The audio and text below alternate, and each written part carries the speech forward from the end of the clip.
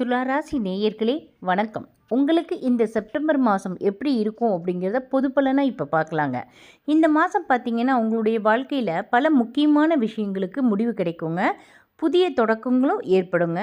வாழ்க்கையில் எது நடக்கணுமோ அது கண்டிப்பாக நடந்தே தீருங்க. உங்களுக்கு என்ன தேவை, எதை அடையணும் அப்படிங்கிறத நீங்கள் தான் முன்கூட்டியே தீர்மானித்து தயாராக இருக்கணுங்க.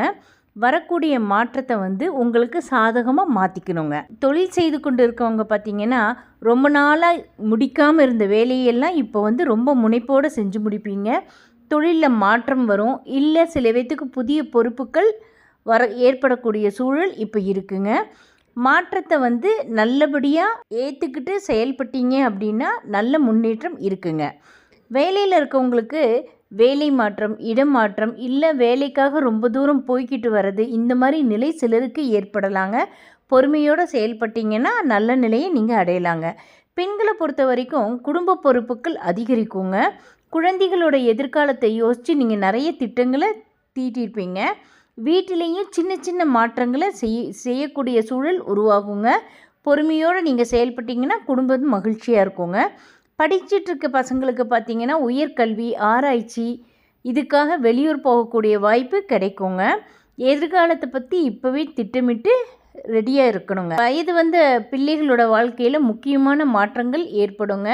கல்வி, இல்லை வேலை, இல்லை திருமணம், இந்த மாதிரி எதிர்பார்த்துட்டு இருந்தது இப்போ நடக்குங்க. குடும்பத்தில் சில மாற்றங்கள் ஏற்படும். அது தொடர்பாக உறவினர்கள், நண்பர்கள் இவங்கெல்லாம் உங்ககிட்ட சின்ன சின்ன உதவிகள் கேட்டு வருவாங்க. உங்களால் முடிஞ்ச அளவுக்கு அவங்களுக்கு உதவி செய்வீங்க.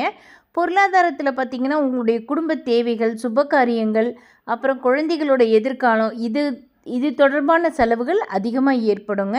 செலவை திட்டமிட்டு செய்யணுங்க. செஞ்சிங்கன்னா பொருளாதார நிலையை சமாளிச்சுக்க முடியுங்க.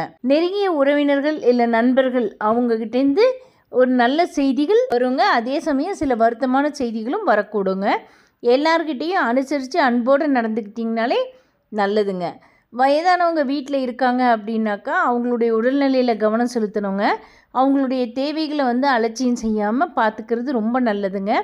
மன அழுத்தத்தை தவிர்த்துக்கணுங்க. வேலை, தொழில், குடும்ப தேவை இதுக்காக பயணங்கள் மேற்கொள்ள வேண்டிய நேரலாங்க. எதிர்பாராத பயணங்களும் உங்களுக்கு மாற்றத்தை கொடுக்குங்க. எதிர்பார்த்தபடி எல்லாமே நடக்கலை அப்படின்னாலும் கூட உங்களுடைய மனசை மாற்றிக்கிட்டு சூழ்நிலைக்கு ஏற்ப நீங்கள் செயல்படுவீங்க.